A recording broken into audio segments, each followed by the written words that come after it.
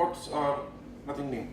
They are in industry, I guess, for last more than a decade. I guess they hit the security market in around 1999. So instead of telling you what it's about, the definition and everything, so this talk is not about defining what honeypots are, about the definition of anything. It's not about explaining what their requirements are, or how they work, what they do. It's even not about classification of honeypots, that depending on the interaction level, how they are classified, or research basis, or some production servers, or how they are implemented something. It's not about that. This presentation is not also about their installation or configuration or anything. It's not about their advantages or disadvantages, whatever is associated with honeypots. It's not about risk associated with them, and not about legal issues. So what it is about?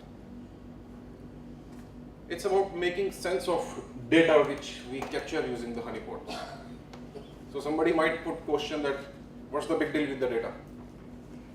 So I'll come to this, gradually with as I proceed with the slides, the answer for this question would be quite obvious. Running honeypots, yeah, I run few sensors in our office, and with his privileges and access to different government organizations, we have a couple of sensors running in India. So these are few of the things which we get from our sensors, like new binaries. I'm saying new binaries because if you scan, obviously we get old binaries as well, which antivirus easily detects. We get new as well from our sensors, which are not detectable. They could be new or they could be like the old ones, but some cryptos are being changed or their signatures has been changed, something like that. We get web shells, like new variants of C99, R57, those things, PHP shells, ASP shells and all. Then using our whatever data we collect, using the information from that, we are being able to see the activities of botnets. The attacks in trend, like in case of web application, every next day some new surface comes up for some new attack vectors, something. So using the sensors which we are running, we managed to follow the attack trend. That even some vulnerability is old, like WordPress vulnerability, whether it was in 2010, whether botnets are still looking for such vulnerable machines or not. So these kind of attacks could also be captured. Then we also have SMTP honeypots. So some information on the IP addresses of the spammers, from where they are spamming, their domains. Then from the binaries and all, can capture CNC information and like that. So before proceeding further, I would like to introduce HoneySense. It's a project. Our team and HoneyNet team together, we are working on this project.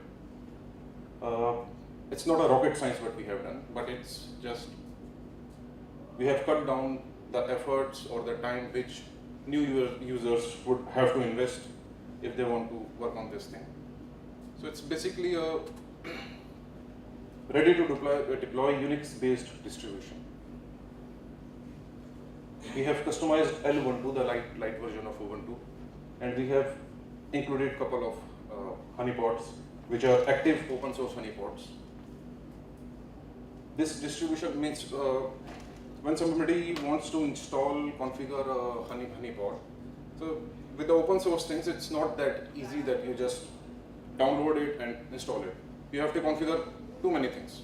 Like you have to install database, Apache, phpMyAdmin, PHP, some other dependencies, some SQLite, MongoDB, something. So in this particular distribution, whatever different honeypots we have included, we have installed all the whatever dependencies it needs or all kind of stuff. So if somebody wants to use it, what he has to do is just install the Linux distribution, go to a particular directory and run one single bash script.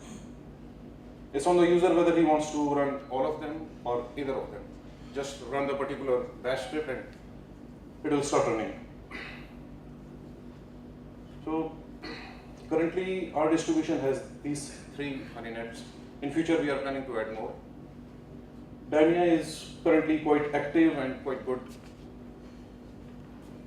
honeypot which captures network-based attacks. Means it emulates network-based services like FTP, HTTP, MySQL, MS SQL, even some SIP capabilities, and they are highly modular. You can just tweak these honeypots, add new services, something like that. It's a low interaction honeypot. Then we have included another one that's Blastoff. It's also a low interaction honeypot, and it has thousands of vulnerabilities. Common vulnerabilities like SQL injection, XXS. So these are basically for such kind of low interaction honeypots are basically for botnets who have some intelligence in them. They do some Google search, they follow some particular paths, whatever, and they try to find these targets. These low interactions are not for like a determined hacker. Otherwise, if a person is sitting and looking at these honeypots, they easily come to know that it's a honeypot. The third one is Kippo. It's a medium interaction honeypot which logs SSH-based attacks, and anyone can download it from the following link. We'll share the user credentials later. The only password is mentioned. And for the slide, there is a user credential. Okay. So let's say somebody has downloaded it, installed it, which is very easy, and start running the honeypots whichever they want. So what next? Ready, set, and go. Sensors are up and running. So as a user, researcher, whoever is running this thing, so his expectation would be that some data shall start coming. Something shall start hitting our sensors, be it network-based services or HTTP service, something shall start. So congratulations. Very soon you will be collecting gigs of data, maybe within a week. And here is the answer for that question, that what's the big deal with the data? This is the big deal. Depending on how you have configured your servers, honeypots, this would be the scenario. If I show you what we receive on our sensors, like this is between 1.5 months, and this is a SMTP based honeypot.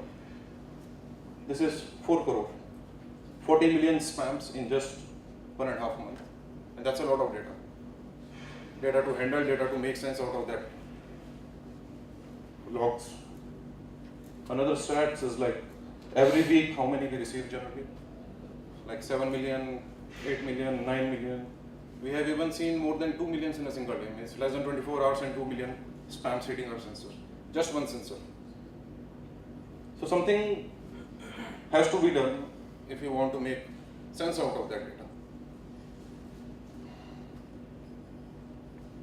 So on the square one, back to square one, sensors are up and running, collecting gigs of data. What next? No other solution, but you have to parse data. Whatever is coming, you have to parse data. You have to, okay, another problem with open source honeypots are, they make very good honeypots. The functionality is very beautiful, but they won't give scripts which would generally parse according to your requirements. There wouldn't be any GUI which you can just install and use and see the logs. They'll just give you the core engine. So you, at your end, you have to do something to parse the data. I'll show you an example how data comes using the Glassstop. This is just one sensor. Look at the speed of this one, and if, let's say I have more than one sensor, maybe 10 sensors around country in different cities, what would be the amount of data need to parse? So it could be a problem. It couldn't be, depending on how you want to parse, what do you want to get out of the data which is coming. So instead of going blindly and just trying to get out of this data, need to come up with a plan. What do you want from your honeypot? If it is a spam based thing, what do you want to extract? If it is Dymia, what do you want to extract? If HTTP based, what do you want to extract? So need to come up with goals. Need to set some goals. Like goals could be, you're after binaries. If you somehow manage to get some 0 days binaries which doesn't have signatures in antivirus or something. So this could be a particular goal. Or you want to get new web backdoor shells, PHP shells, ASP shells, or like we discussed earlier, if you want to know what web attacks are in trend, what botnets are still after vulnerability could be 2 years old, but are they still looking for those kind of vulnerabilities?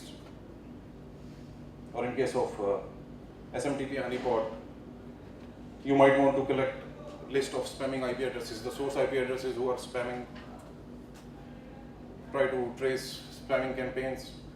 Like in many cases, like botnet, Zeus botnet or black hole exploit kit. So they distribute their malicious things via spam. So they distribute all these things via spamming campaigns. You might be looking for tracing those campaigns, URLs involved in phishing attacks, and something like that. Okay, so I'll pick up one case study here. The first one, if somebody wants to collect binaries for analysis. For this, like we are using Dynia. We have a couple of sensors running, and among the sensors we have kind of a network is created. So on your sensor, whatever you are receiving, you can even share the data with the rest of the network. The rest of the network data you can share, and you can even receive that kind of data. So for our Dynia thing, like we have two different kind of streams. One stream for a particular binary or whatever streamline is, whatever you can abstract out of that thing, they're like the attributes of this. Like the timestamp of the attack, when that particular attack has hit your sensor, on which sensor the attack happened, what was the source IP, source port, what is the destination IP, destination port, the hashes of that particular binary. And from second string, all these things we are parsing. There are no already made modules or something or Python script. We are parsing. We have our own customized scripts for these things. So in the second one, we have payload itself. So from the first stream, we have the attributes. From the second stream, we have the original payload, the binary. And whatever information the second stream has, the first one have that instead of the payload. So that's kind of subset of this particular stream. So now how we proceed further with this thing? Okay, this is the parsing. Like once we started parsing, we can see particular URL from where the attack is happening, the destination address, source address, destination port, source port, hashes and all. And second stream, we are pushing the binaries into database. So at the moment we have two different databases. One has all the attributes, second one has the payload.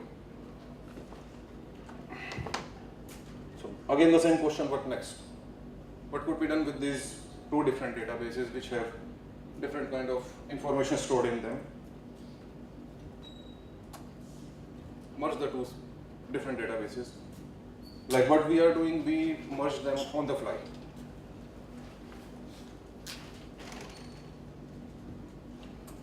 Here some ID was the central entity in one database. In the second, again, ID was some central entity. Once we merge them, the payload becomes the central entity and it has various attributes.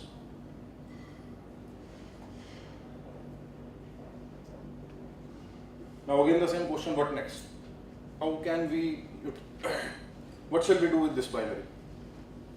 We have reached so far, what next? Somebody could just simply send this binary to multi-scanner, multi-antivirus scanner. At the same time can send to some sandbox. In return from the antivirus thing, we get the signatures whether it's a new binary kind of or it's detectable or not. From the cuckoo, the behavior analysis. From the sandbox we get the behavior analysis of the binary, that it had some activity, some TCP packets, some UDP packets, some DNS records, where that binary is trying to get further stuff from, IP addresses involved. Like here you can see it's the particular binary was trying to download some exe from this particular domain.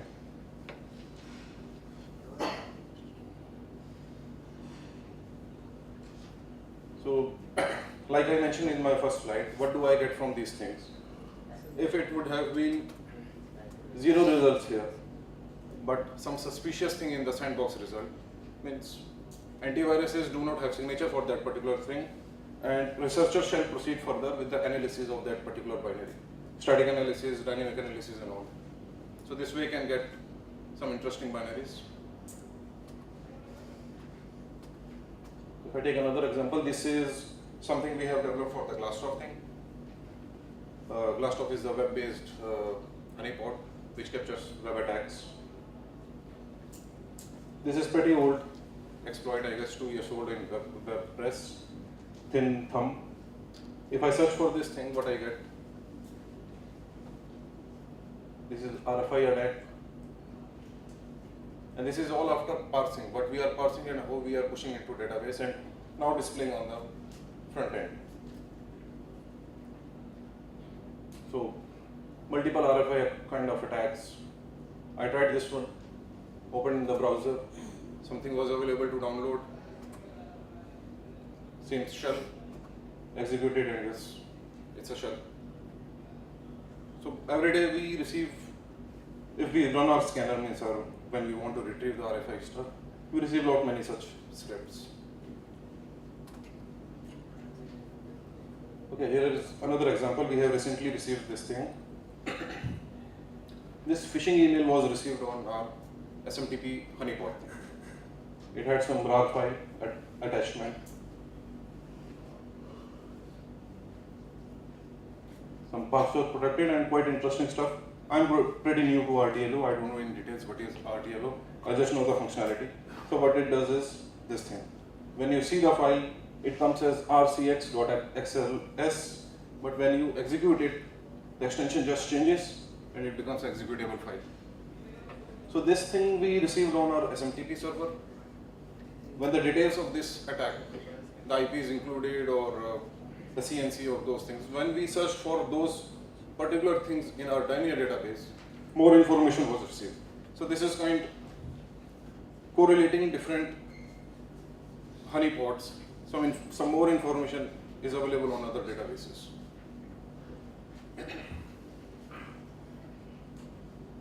Okay, some more stats. This one I have already shown.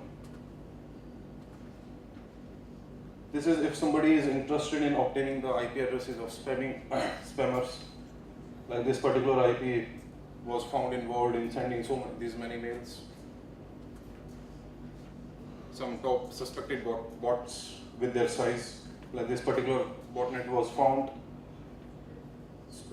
controlling these many different, means having these many IPs, bots in it. Some links which we receive, a type of them. They further need some other parsing methodology or something to check whether they are malicious or not. Some phishing attacks. So overall here my intention is to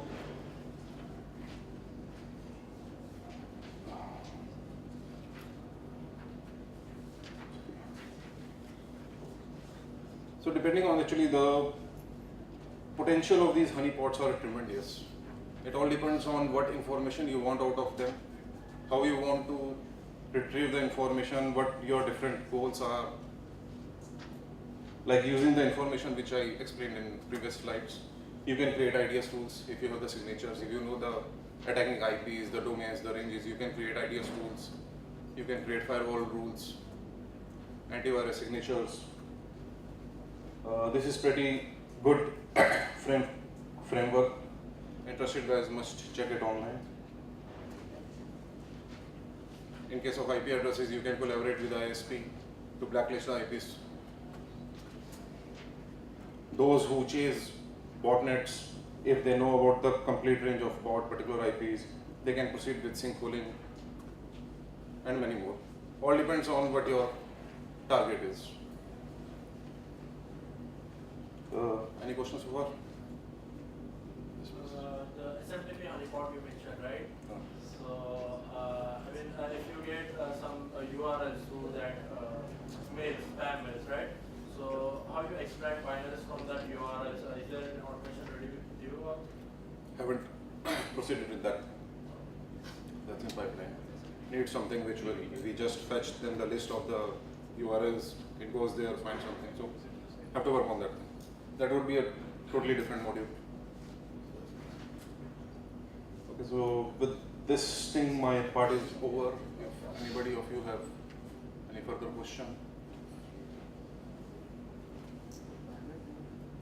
Okay, yes, please. In SMTP only, so let's say I assume there is a spammer who is connecting to that SMTP server. Okay. And so forth, you have the list of IP addresses bar graph wherein you say that this IP address is mostly used to that. So two things. One thing is that can be spammer who's using it, or those are corporate IP addresses which are hacked by spammers. So once you say that in the stats that this is the most used and has to be blacklisted or something, it actually can be a zombie or some legit IP address which is just being used to do the spamming, but not actually a spammer's address. It could be. So do you do any kind of checks after that on those IP addresses? No, that's not our part. We do not So block you anything. just, So yeah, I'm just telling the possibility. Okay. If someone is looking for these kind of things, then he can collaborate with the ISP, whatever he wants. So I'm just letting know what are the capabilities of such kind of honeypots. Okay.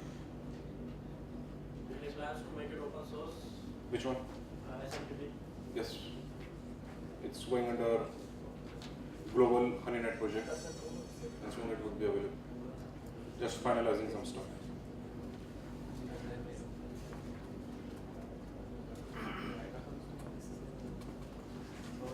Okay, Mr. Dinesh will proceed from this step.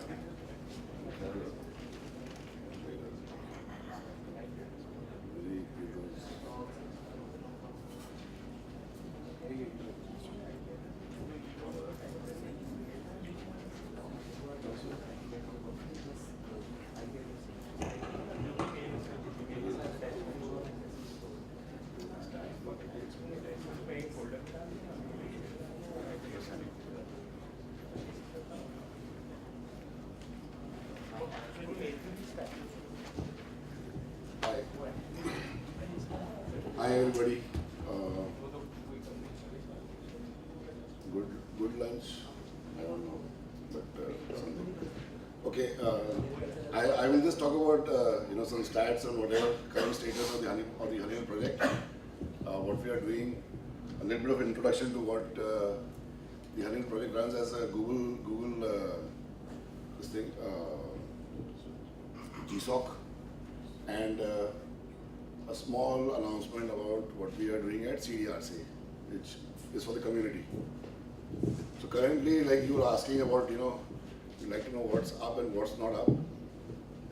We are primarily, like we all know, is volunteer driven, and Sumit, the team in Pune, guys in Delhi, guys in Ranchi, guys in Mumbai, all volunteer sites. Currently, we have totally 9 sensors which are up. So we'll show you some stats collected from these 9 sensors.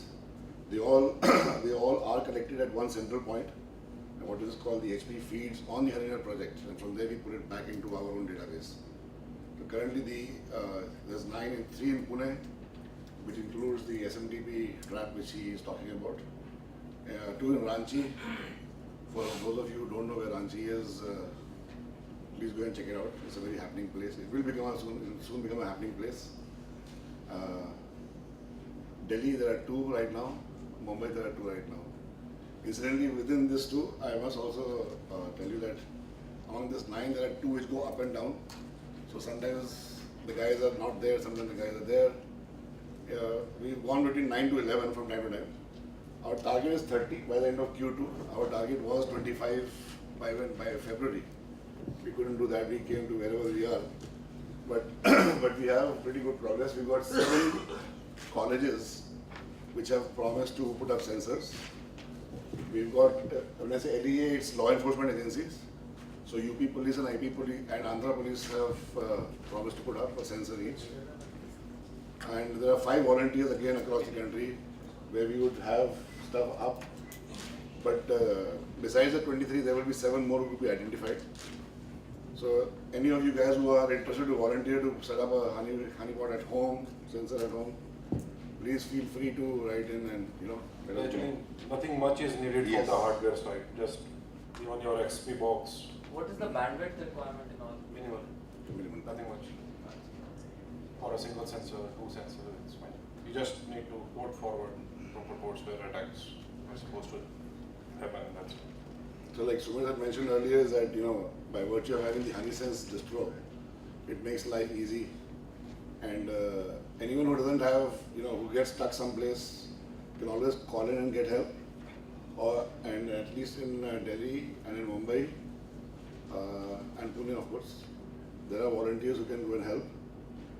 There are a couple of guys who are in Chennai and Bangalore also who can help. They've not been activated. We don't have a sensor over there, so they've not been activated. But I do know that they will be willing to help as and when required. So we have currently around 300 members in the IHP, and of them there are many who are interested who have not been activated as I would say, because of the simple fact that the activities were pretty low key, and it's now that we are sort of coming out and showing what has been done. The first showcase we made was in Dubai just a couple of weeks earlier. That was in the annual HoneyNet conference. So about 40 countries have participated over there, and our stuff was pretty well received, both the distro as well as the spam honeypot which we have. So let's hope some of you guys, of course, join in. If you are not on the list, very easy, just go on the website. There's a link to join. Submit that link. It writes to a Google spreadsheet. I'm the one who goes and picks up the stuff and does it manually. I've been pretty lazy, but I'll not be lazy the next 1 week. So if you guys join up, I'll immediately put you on the mailing list and you guys can contribute, okay? So this is a stat summary in the last, I would say, 10, 11 months that we've been in operation. Of, trying to put the things onto a stable footing, more stable footing. Last 2-3 years which we've been in operation is that sensors have come up and gone down, and at times there has been nothing to report. I keep running around the country trying to get people interested. It's been successful, not successful, stuff like that. But happily in the last 10-12 months we are stable. We have at least 8-9 sensors which are always up, and this is what we've collected. So this is right here. Any of you who want to participate in the analysis, you're welcome. So the only thing is, there's only one caveat over here, which somebody was asking me yesterday too, is that can I or can't I? I said the only caveat is that you have to become active.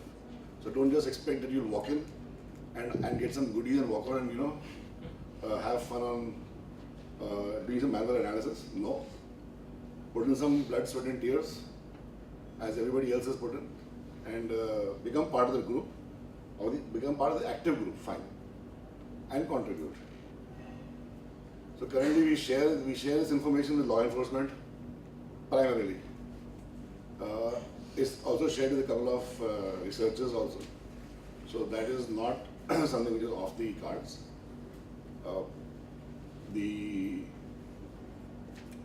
in any case, it's like for you guys, like I said, to volunteer, set up a sensor, or engage only in the, I would say, development, or engage in the UI development, or engage in the analysis. So analysis can be malware analysis, can be also just data analysis, either which way. Because like the slide which he had, where this guy is just under the burden of all the data, which you can see with this sort of stuff over here.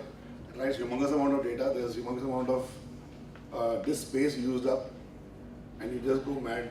So you got to make some method out of the madness here. Moreover, if you check the GSOC projects every year under HoneyNet, global HoneyNet, so it's not that ideas have vanished or everything has been done in case of honeypots. Every year, they're like last year around 15 or 20 new something related to honeypots they developed, the GSOC students. So anyone who is interested can come up with the idea, implement the idea, help the community. And of course, in the GSOC project, there is money also with it. So it's not just free fund, voluntary blood, sweat and tears. There's some money also over there. Connections by country. So it's obvious. We all talk about China, but there's India also. So good activity at home. Now whether it is involuntary, voluntary, forced, that's what somebody has to work with us to analyze and actually come out, whether how it's being done. Again, in the IP is the same thing coming through.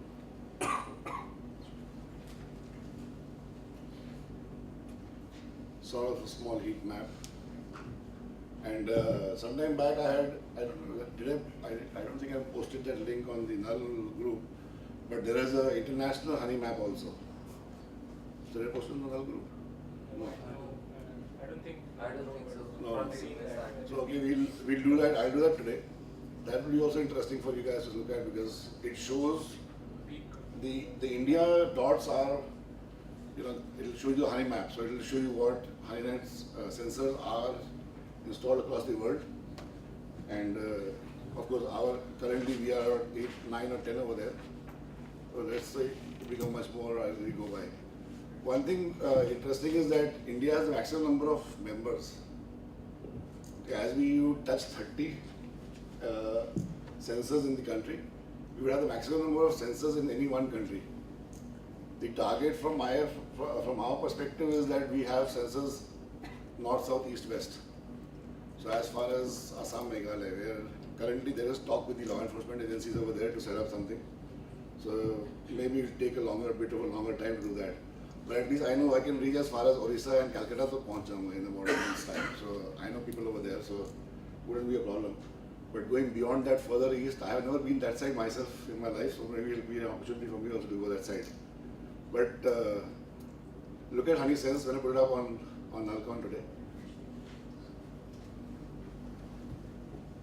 A little bit of progress stats. So, based on the data which we are capturing for last couple of months, our columns have moved a bit, like this should be here, that should be here, so country-wise details.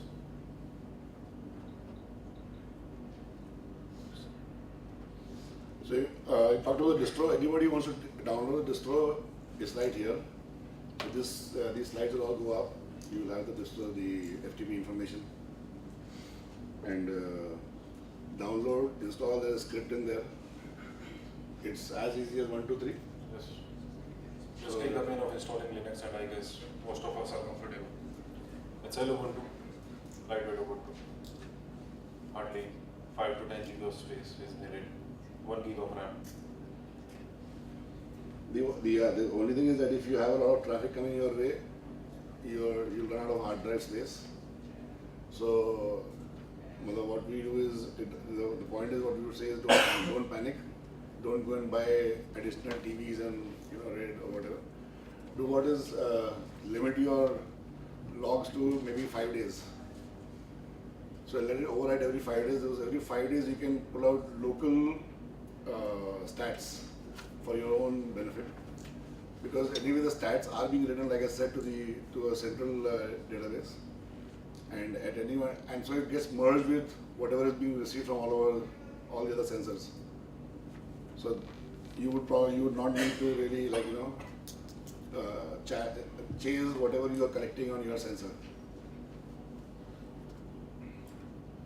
So GSOC, we'll take a few minutes to just go through GSOC. I'll be clicking through. Do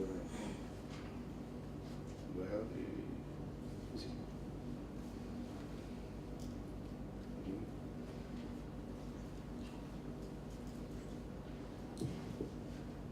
No. I'll link this. That's gone. You have that GSOC PDF on your machine? No. Okay, we'll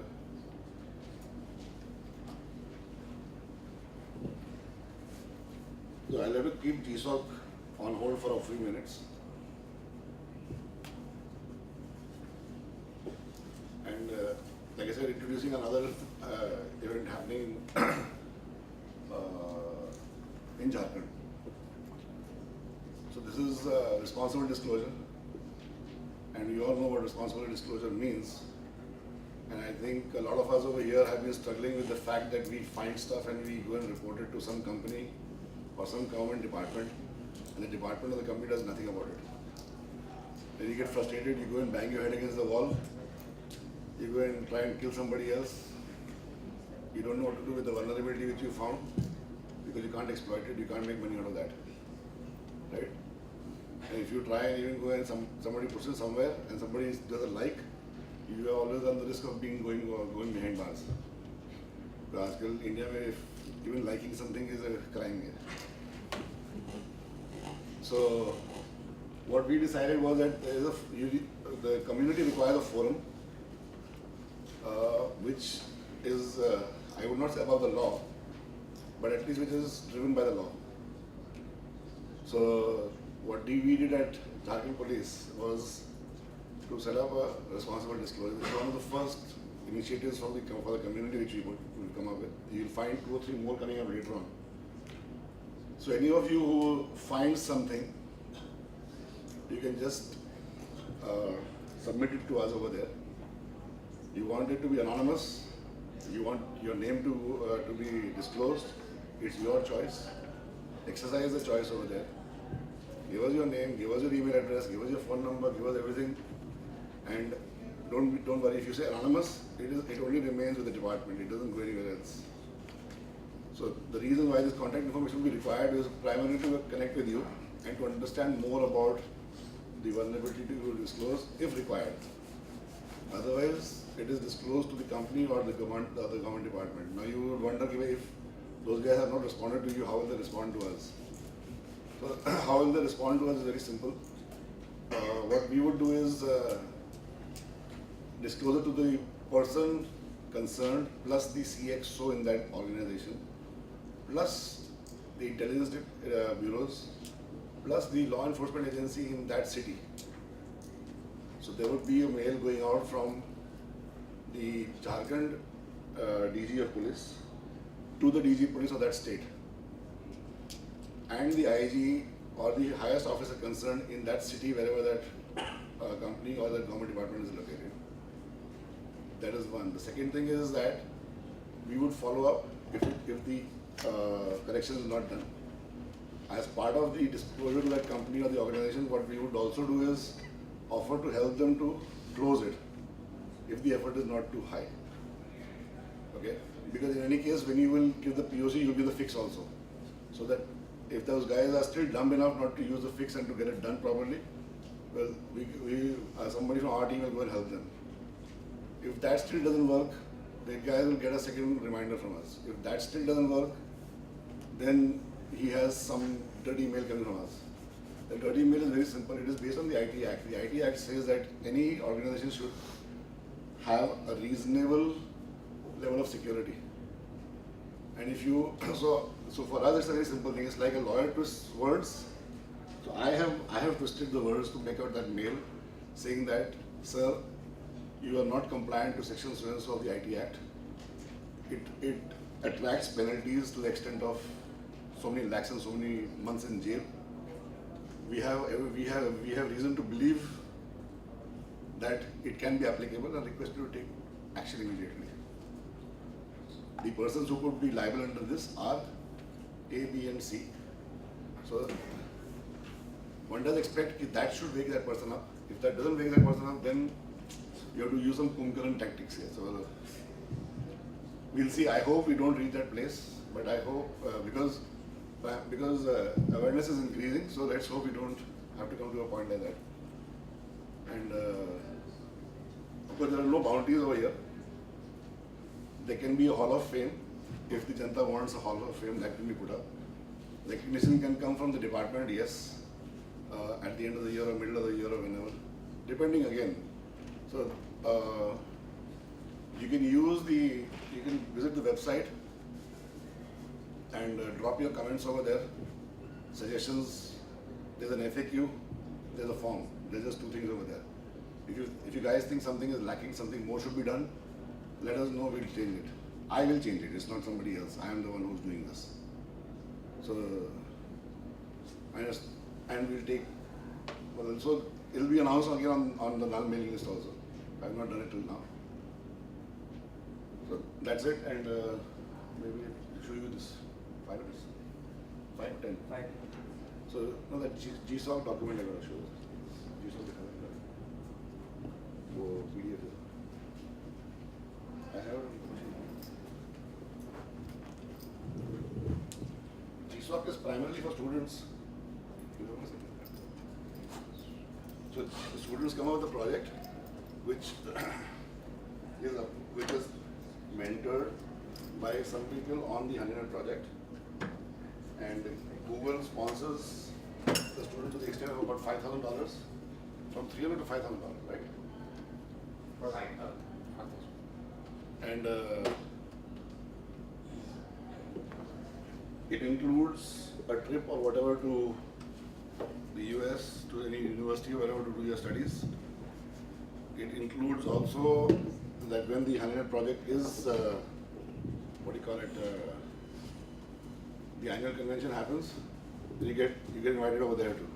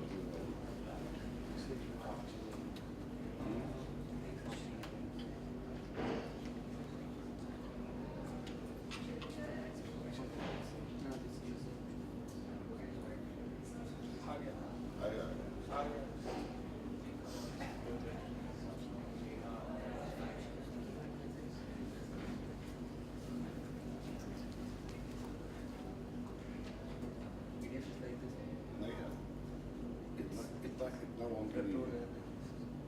अरे मेरा screen क्या है?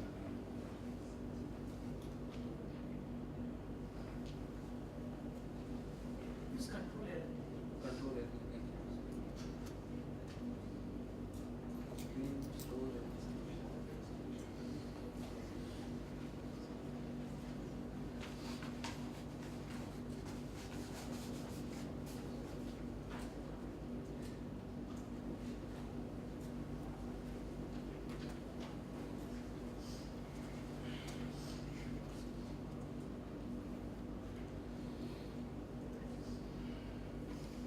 You got 5 minutes. I'll jump through the slides. Keep reading fast. कुछ समझ में नहीं आया तो let me know. हिंदी में बात करेंगे फिर.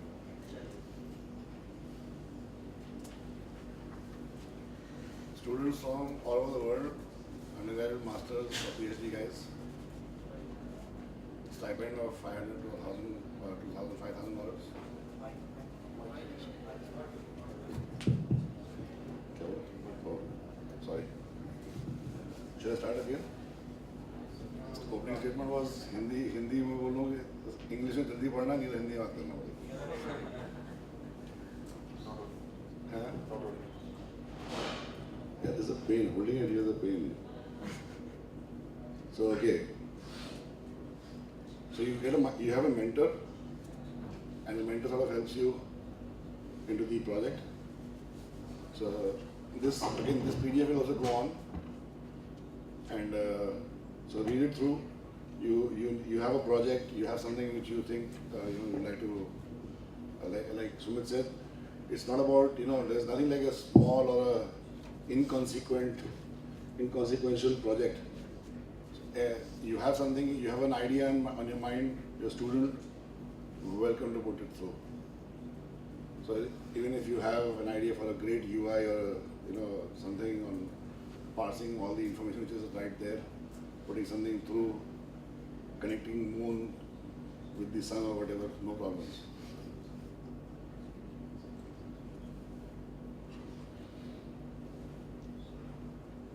So the org admin is unpaid. That may be me if you do that. Mentors, primary mentors like Sumit will be unpaid. Backup like Muslim would be unpaid. Students would be paid, of course. So, and then of course it's not like easy. It's not a cakewalk. Of course, nobody gives money for free. I think even the bounty hunters know that money doesn't come free. So, and all of you talked about that. But do you know what you talked about? He doesn't remember. Yeah, but that's also tough. You're getting, to talk and like when he talked, that was also tough. So that's like I said, there's no free lunch. There's nothing easy in life. So this is the student eligibility. Read it later on. Okay, if you are a national of Iran, Syria, Cuba, Sudan, whatever, you can't go there. 2010 367 applied, 151 were accepted. 2011 417, 175. Let's see what. So this is where the applications per hour. 2009, 150 organizations, 1,000 students, 900, 54,000 for student projects. So this is what were the projects. Phony C++, Capture HPC, Dynia, Glassdoor. Okay, this is 2009. 2010.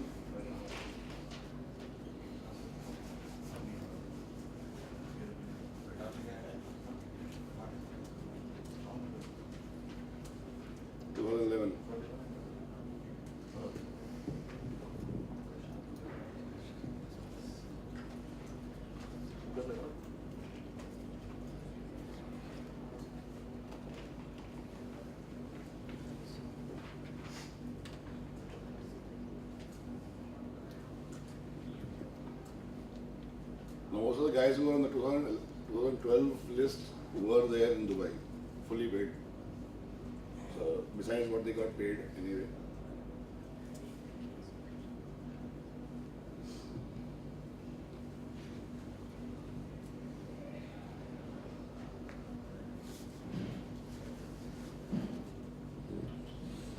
Was announced, so that is what I'm calling for. This time is not much, so just so you'll have this is the third mail you'll find on the list today.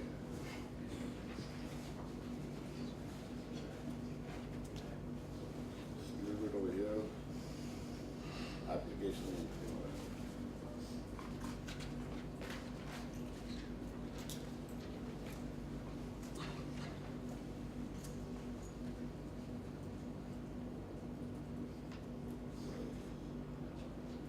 These are the guys who were in Dubai, so they had a good time.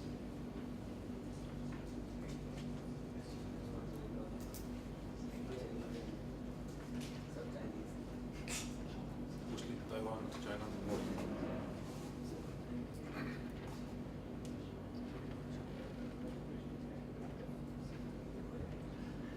So maybe that's what I'm saying, that maybe next year you'll stay Sadesi.